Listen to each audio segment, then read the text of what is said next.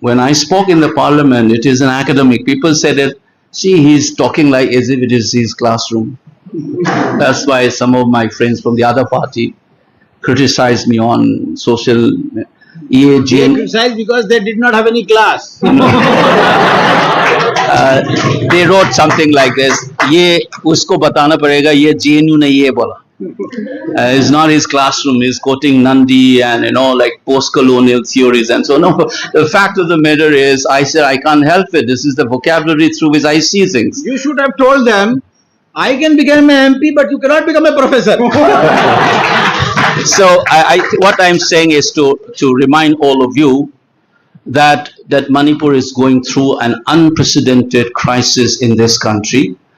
It is comparable to what happened in Rwanda in some sense, or when the Yugoslavia was breaking down. My pain has turned into anger. You were not even aware of that one. As you keep on asking, where is Manipur? But I'm telling you, as a student, I've seen, I asked one of my friends, he said, where are you from? I said, it was in Pune, 1980s. I said, I'm from Manipur. Then I just turned him, I said, do you know where Manipur is? Yeah, I know. It's near Korea, no? And that knowledge continues even in 2001, 2, 3 on national TV. Army generals comes up on the national TV and says all the state in the northeast is carved out of Assam, which is factually wrong. Manipur was a princely state with 11 gun salute, was a member of the Chamber of Princes. It's not carved out of Assam. They didn't have this idea. And then, one expert will come in something. Well, this Naga rebel group led by Isaac Muiba, Mr. Isaac Muiba. He doesn't even realize that Isaac and Muiba are the surname of 2 different people. But he thinks it's one person. So, this faction led by Mr. Isaac Muiba. And that kind of expertise has been going on in the Northeast. It's a tough job. So I think we have a lot of issues. So your own question is not been able to figure it out that most of these categories are rooted in false colonial categories, and the violence continues, the same thing based on that one. First of all, thank you so much. I think this is my first engagement in the campus after I got elected to the Lok Sabha. Let me tell you a little bit about why I'm in politics. But I think most of you are already in electoral politics. Don't forget that this is something that I've been telling in my constituency when I campaign. Because people say that they are going to lose an academic and intellectuals, as they said, who's very vocal on social political issues. You're going to join the dirty water of politics and we're going to lose. That's the kind of sadness that many people have talked about me, both inside the campus as well as outside, my well-wishers, not only from Manipur, from outside. But some people say that people like you must come into what we call it, politics. So I said that electoral politics, we all partake as the voter. There are persons who contest elections as candidates, and some people vote for it. So by definition, we are all partaking in electoral politics. That's something that I want to clarify. And 2, the way I understand politics, I mean, those of you from political science will understand this. If you look in Aristotelian sense of the word, it is a normative aspect of our existence. This is the very logos of our existence. There is something that we all strive for, what ought to be, what is a good life, what should constitute a good life.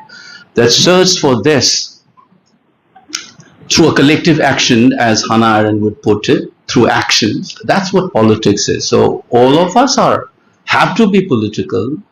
If you completely depoliticize yourself, you are back to bare life. The zoe, as Aristotle will talk about, the animal. Not the animal with an additional life of political life. He said in Aristotle expression, you call it zoon politikon. The political animal. So you don't become political animal. I think that's the fear that people like Hannah Arendt have been arguing, that the moment we depoliticize ourselves, there is a rise of the social in her classic work called The Human Condition. There's a chapter on that, you can see that one. So to be political is to be human. So I mean, there's the second aspect that we must understand. Given these 2 aspects, there are certain circumstances in life, you do political all the time. I'm a very political animal right from my school days.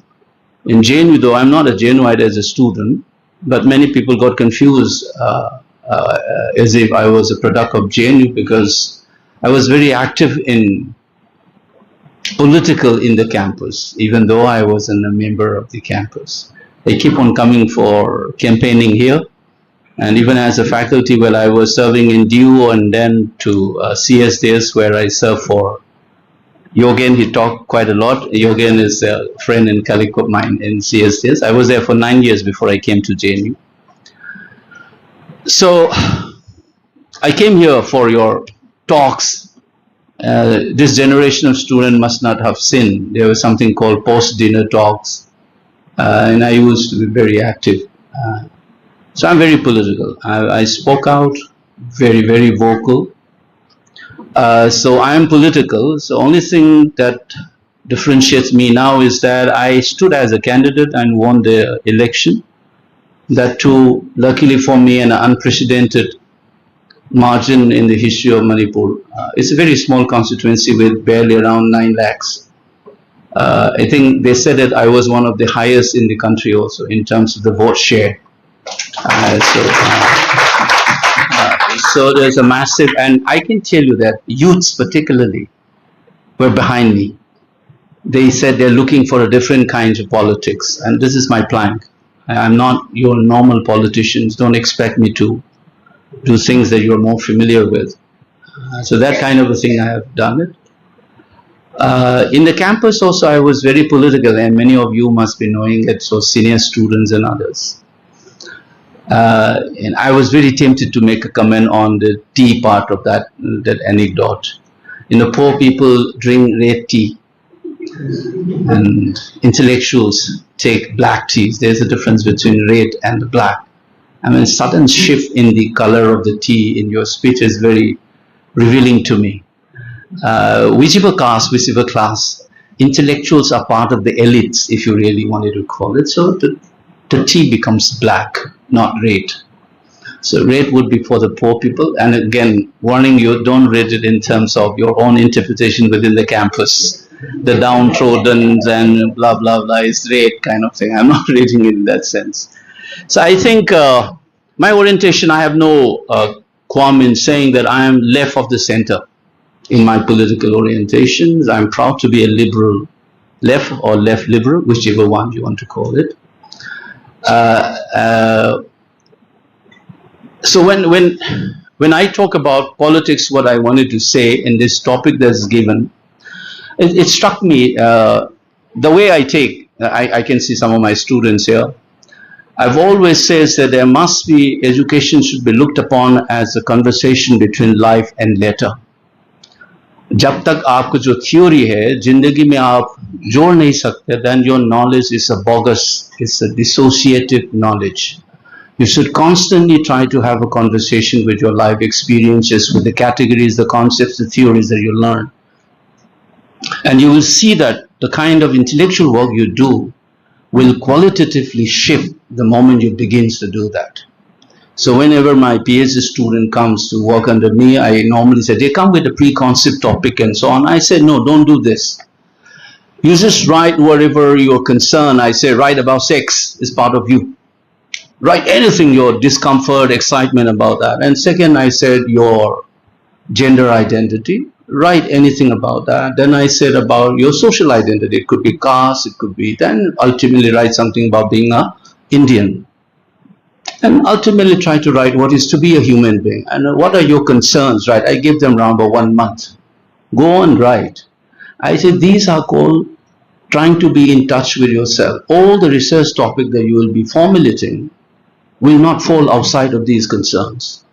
The job as an academic we do is that how these concerns are repackaged in intellectual terms, and then we investigate the issues.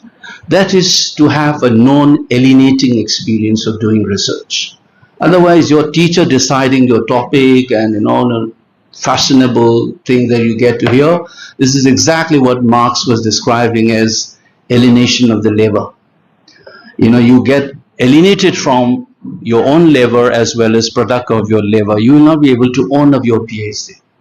If you do this kind of an existentially rooted work, then you will think that your PhD is unique. There's nothing like your PhD, even if it works on the same topic by another person. There will be a personal flavor to the work. And that's the kind of a work that you do it. Okay, so I think Professor Tulsi Ram's approach, as Prasadji was saying it, is exactly that kind of an orientation. This is something in US in the 60s, they called it humanistic pedagogy. You have Paul Ferreira's take on education, the pedagogy of the oppressed. These are something that I keep on sharing with my students.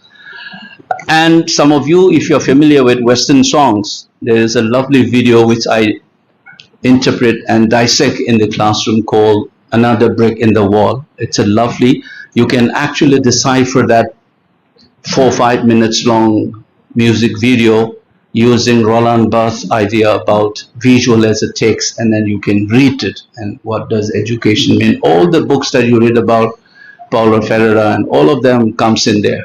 Okay, so that's one part that I would like to place in front of you why I'm speaking. I'm still a teacher, by the way.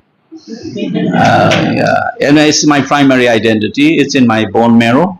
And thankfully, because of new rules, I can continue teaching in the campus despite being a MP. That's also a new development. So I'll be still teaching, though my workload will be adjusted. Okay, so let me say a little briefly about Dalit politics and so on. You know, this is something, very honestly speaking, I wasn't aware of Dalit's concern.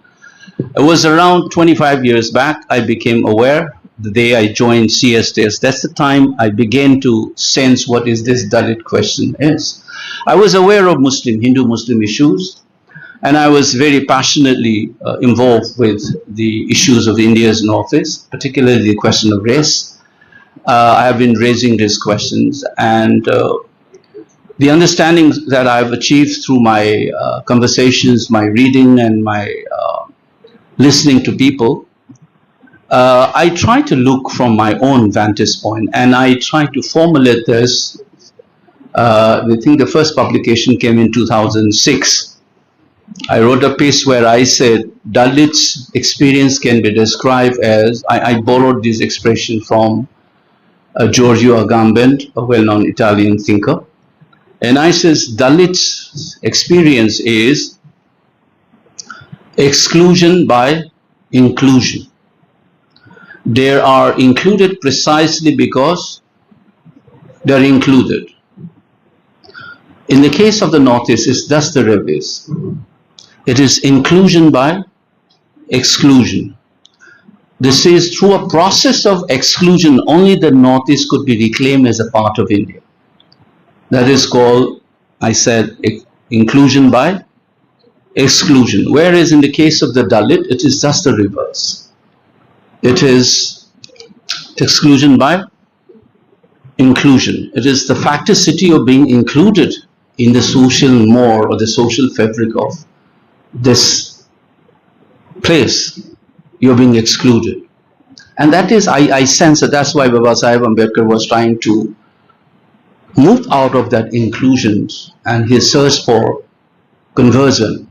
I see it as an attempt to move out of that particular inclusion which makes them experience these exclusion experiences. So that is the way I see in my understanding, a comparative understanding. And as Durkheim would often remind you, the best way to understand certain things is through a comparative method and see how often you can check it. And my former colleague Dipankar Gupta once told me that, Bimol, you have worked too much on the Northeast, just try to move to Maharashtra where you have some experience also, try to work there. And then you will see, I think it is a very constructive suggestion that you move out of that one and try to see the other's experience. This has a theoretical as well as an existential concern, which Vivek has been arguing it. And for me, it's not a completely settled issues. I've seen this in feminists. Can men be a feminist? Can I speak for women? Can I speak for a Dalit? Even though I am not a Dalit, even though I am not a woman, is it possible for me to speak for them? So that is an ontological issue as well as epistemic. It is a heated debate, you know, the issues around standpoint epistemology in social sciences. But some people say you may speak for them, but you can definitely speak for them. But your voice will not be the voice of. So there's a difference between of versus from. But then again, it invites a problem that how do we achieve intersubjectivity to coexist? If there is no possibility of me having this capacity for empathy or whoever calls it verstehen, to get into the shoes of the other. I mean, as famously says, for instance, you don't have to be Caesar in order to understand Caesar, is one of his famous lines. So these are some of the things that you as students and existentially you keep on thinking about it. And when I relate with my tribal brothers and sisters in back home, and they looked upon me as a non-tribal. Interestingly, these categories in themselves are very interesting again, because my community is now demanding for inclusion in the ST. And so what constitute ST and what not ST is a very interesting way. A lot of debates around that. I can see how certain colonial baggages are still implicated the moment you're trying to define yourself in this. So these are interesting epistemic intellectuals, but deeply connected to my existential frame, which I have been engaging as an academic for more than 20, 25 years of my life. Now, the other aspects of the issue that I want to clarify when we think about Dalit politics, besides these epistemic issues and so on, is the context of the politics. Here I would like to frame in terms of not two different kinds, but like as Judith Butler would suggest, the gender is a spectrum. There's a continuum in that one. It's not two different kinds. So if you really look at that in a fascist on one end and the liberals on the other end, you can see this is a spectrum. So there is a political context marked by these two spectrum. And I think the politics that we do will differ depending on what is the context within which we are doing our politics. So if it is a fascist, you must understand that they are extremely reliant on state. It is to use state to implement their projects by utilizing the disciplinary power of the state. And in that process, in their model, more often than not, there is a hegemonic homogenizing tendency, and what is considered to be infirmities as well as the other becomes the they become the site where the violence has been perpetrated. Look at eugenics science that appeared in Europe and how it converted fascists in Italy as well as Nazis in Germany, and how they treated homosexuals, the differently able people, how they look at women as nothing but a child-producing machine, and so on. So all these things are part of the fascist projects. Within this, Dalit or any other marginalized group will experience certain kind of different forms of politics that you encounter. Unlike that, if I give you the other spectrum of liberal, where the right of the individuals, then you have a derivative right from there called a group differentiated rights and group right and so on.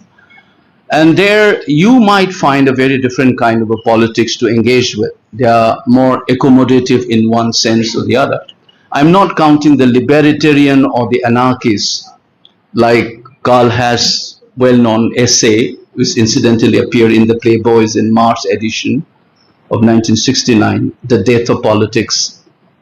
That kind of a libertarian or an anarchist position, I'm not talking about it, that by far they are at the margin of the real politics.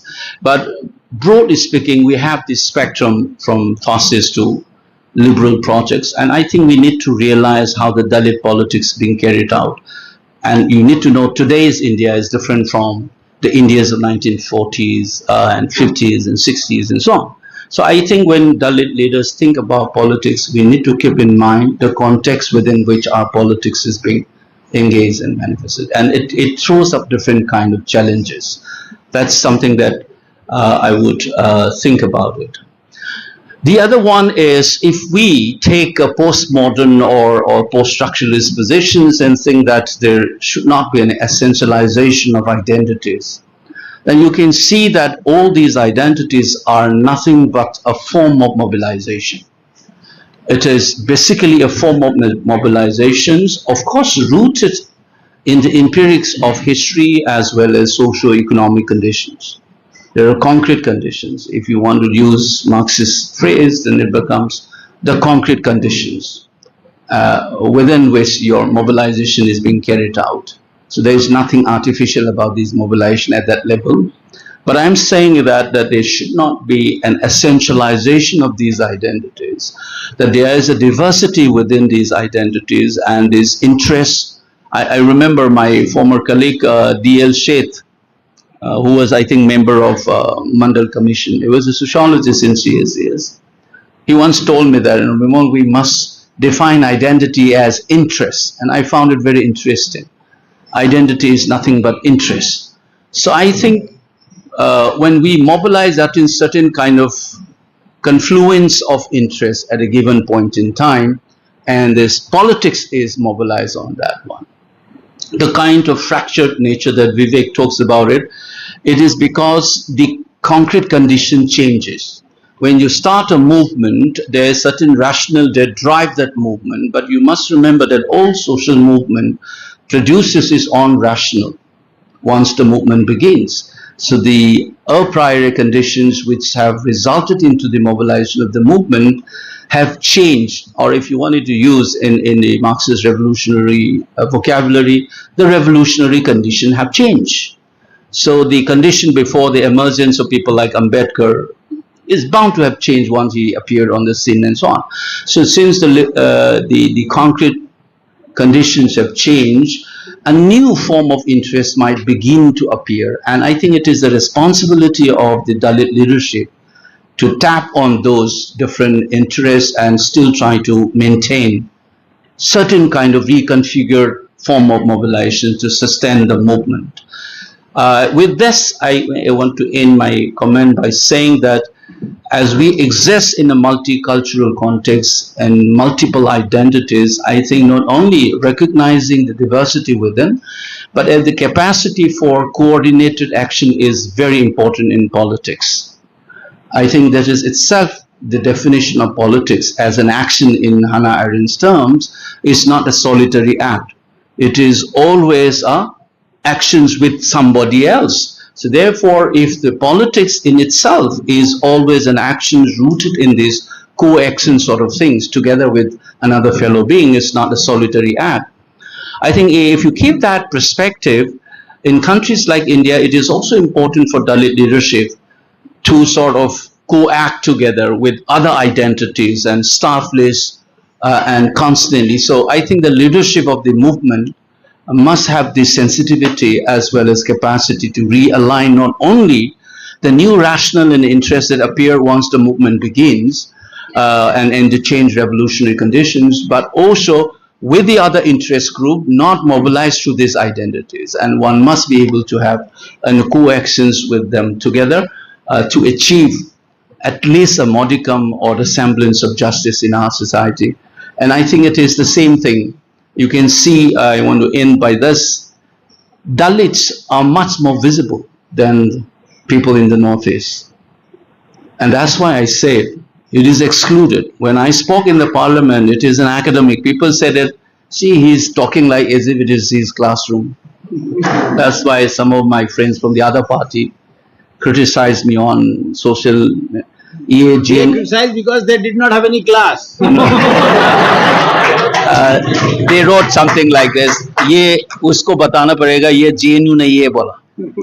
It's not his classroom, he's quoting Nandi and like post-colonial theories and so on. No, the fact of the matter is, I said I can't help it. This is the vocabulary through which I see things. You should have told them, I can become an MP, but you cannot become a professor. So what I'm saying is to remind all of you that Manipur is going through an unprecedented crisis in this country. It is comparable to what happened in Rwanda in some sense, or when the Yugoslavia was breaking down. My pain has turned into anger, and it has consolidated my understanding that I've sinned. I've served this country as a faculty in Delhi University, CSDS, and JNU for 31 years now of my life. My family members have said if blood get President's Award and so on. But I know that I've said once, it is quite okay for post-colonial theorists like Partho Chatterjee and Nandi to say that India was born in 1947 and it came to this idea of nation state, came to this part of the world riding piggyback on Western colonialism and all. But the moment a guy like me with this eye and this nose speaks, it becomes a question of national loyalty. You understand this? This is something that I have been facing now that I am a member of Parliament. And I said this often in your JNU campus, post-dinner talk or political campaign. Some of you are old enough to be here, still hanging out. You will understand I have used this word. Just as the proof of loyalty lies with the wife under a sexuality defined under patriarchal lens and institutions built upon those ideas, the burden of proving loyalty lies with the woman, not with the man. In a similar sense, a nationalism which has been articulated, an institution being built on the so-called national mainstream, the proof of loyalty, the burden of loyalty lies with the other. And the Northeast Indian people are one of those things. And the fact that despite 60,000 people are linguistic in Velikim, unprecedented, bureaucracy is splitted, police is splitted, Indian armed forces have been accused of siding one group or the other, and yet the Indian state remains a mute spectator and allows this violence can only come from what I have begun, which is inclusion by exclusion. You're fundamentally excluded, and that's why you don't feel. And I did ask a journalist, national within court, he asked me, why is that Prime Minister is quiet? What do you think? I turned the question, I said, just listen, if this crisis had happened in the so-called heart of the nation like Madhya Pradesh, Bihar or UP, do you think the rest of the country or the government of India would allow it to go on like that? And he shook his head like that. I said, you must answer your question yourself. And this is 75 years, within which 31 years of my life as an academic professional, another decade as a student outside my home state. I have experienced, and it continues to be the same. So you think that Dalits have suffered for centuries. A living example that you should, this is where I said capacity for empathy. If you're a marginalized, you should have the capacity to feel the other. And you can speak for the Northeastern people as well. It should not be the responsibility of the people from the Northeast to speak for themselves. Women, we must speak for them. And similarly, I as a person from that part of the world, so practically I have stayed more than half of my life outside my home state. So I think in real politics should be rooted in the fundamental quality of human empathy and the courage and the conviction to stand up for one's own right. And that should guide all kinds of politics, including Dalit politics. Thank you. Thank you so much. Just put off. Thank you. You know, and just going back to the caste issues, the little that I know is that there is one thing that we must keep, just as I said, that the context within which we do politics. I was trying to give you a framework by looking at kind of a spectrum from liberalism to fascism. What kind of a political context within which you conduct your politics is very crucial, because that throws up different kind of challenges. So another aspect that we need to look at is the relationship between state and society. It's very crucial that, you know, and what are the historicity of these moments when this relationship between society and, you know, state changes. If you look back in Annihilation of Caste by Ambedkar, for example, and you can see in his utterances and when he was pressed to what is his preference, whether he preferred political transformation over social transformation or social transformation over political transformation. He clearly says that he is looking for social transformation. He is not looking for political transformation. Ultimate goal is social transformation. Now here is the challenge. Why did I say that there is a relationship between the state and society? How do you see that? In third world countries like ours, the state is positioned as the prime mover of change. which is not the case in European structures now, in the Western countries. So you should see that the Indian way of looking at social transformation, if we still position state as the prime mover of change, unlike in settled democracies in the West, so we need to refigure our own dynamics within society and the state. So I would prefer that, see, reservation is fine. This is one of the political structure that you have introduced. But जब तक आप societal level में आप लोग invest नहीं करोगे in terms of education, health, and all these things, don't look only on the data on the number of seats being filled in, which is important. I think that's what Vivek was emphasizing. Rather than having a false normative judgment on the Dalit community, it's preferable for us to look at the concrete analysis of the concrete condition. What is the actual condition of these reservation policies, how many seats have been filled in, and what are the factors behind it. So along with that, we need to look at very critically the kind of investment that we do on education and health. Structure committee has thrown up some issues on this.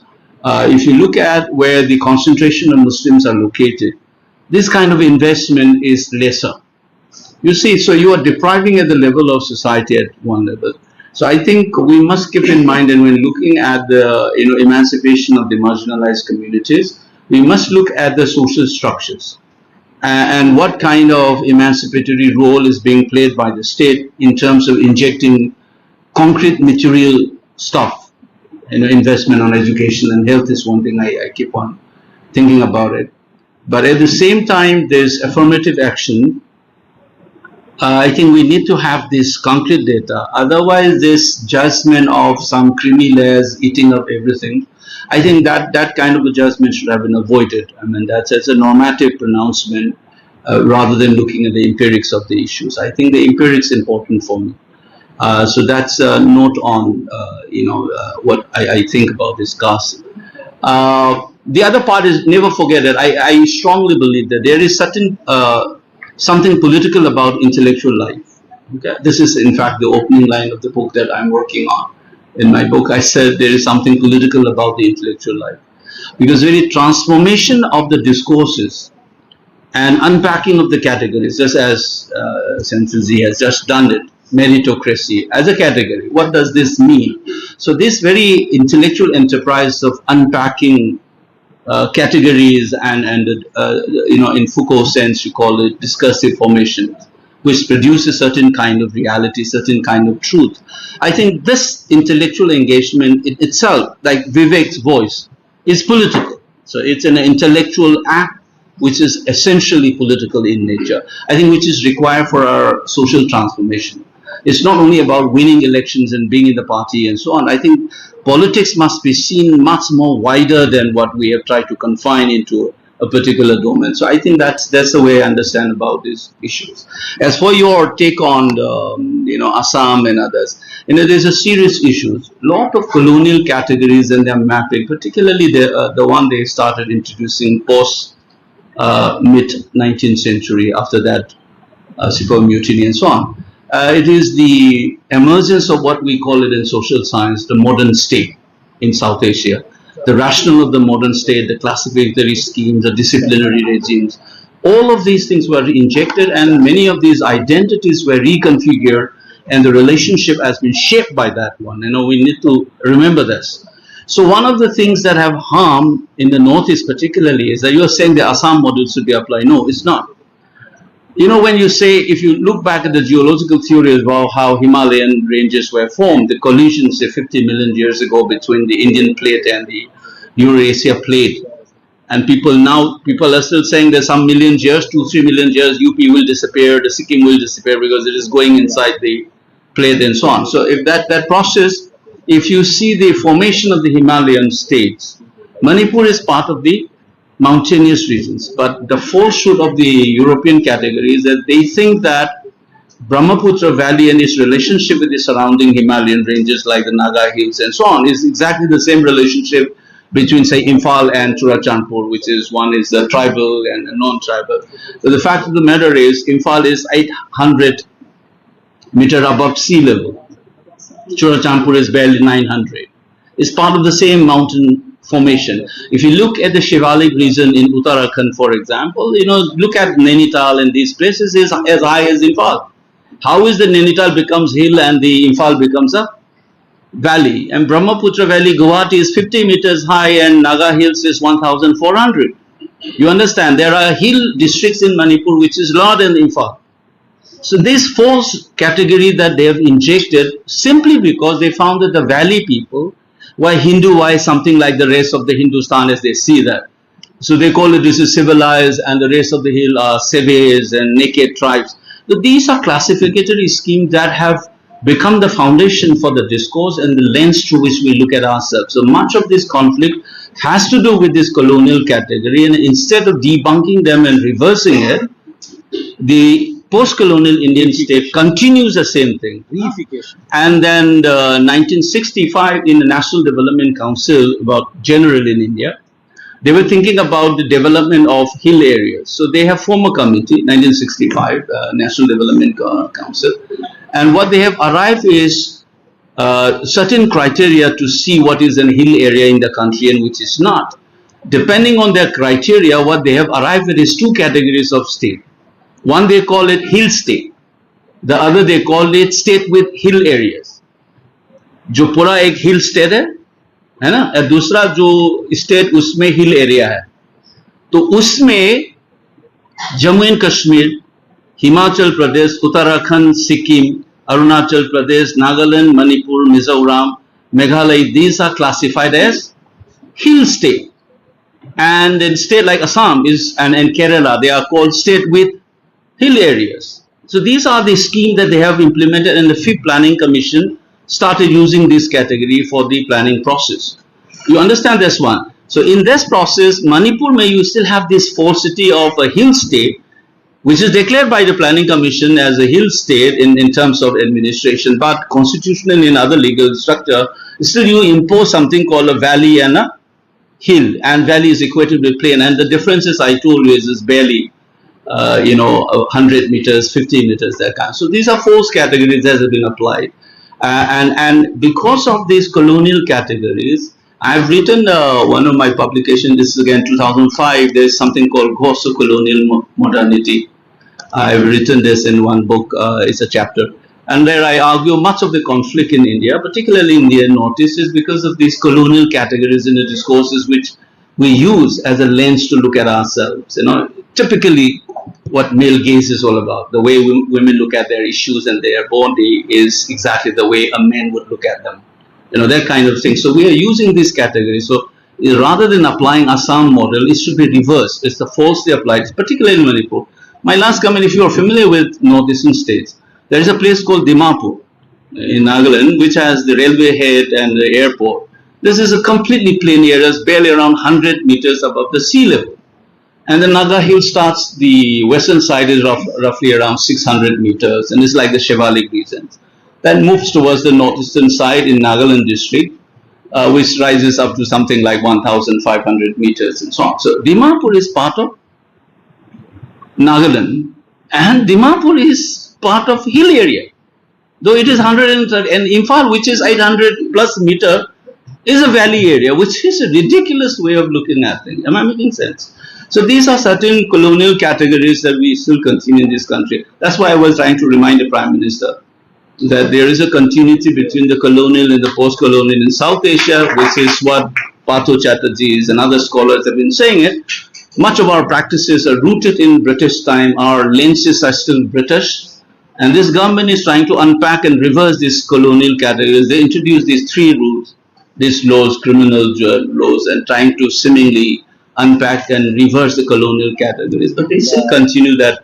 And I gave you a classic example, which is something that I have been writing for the last 30 years.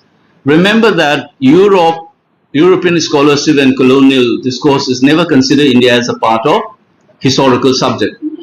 Battle of Plassey is the first time that India pops up as a historical subject in world history. Simply because Europeans started ruling this place after the Battle of Plassey.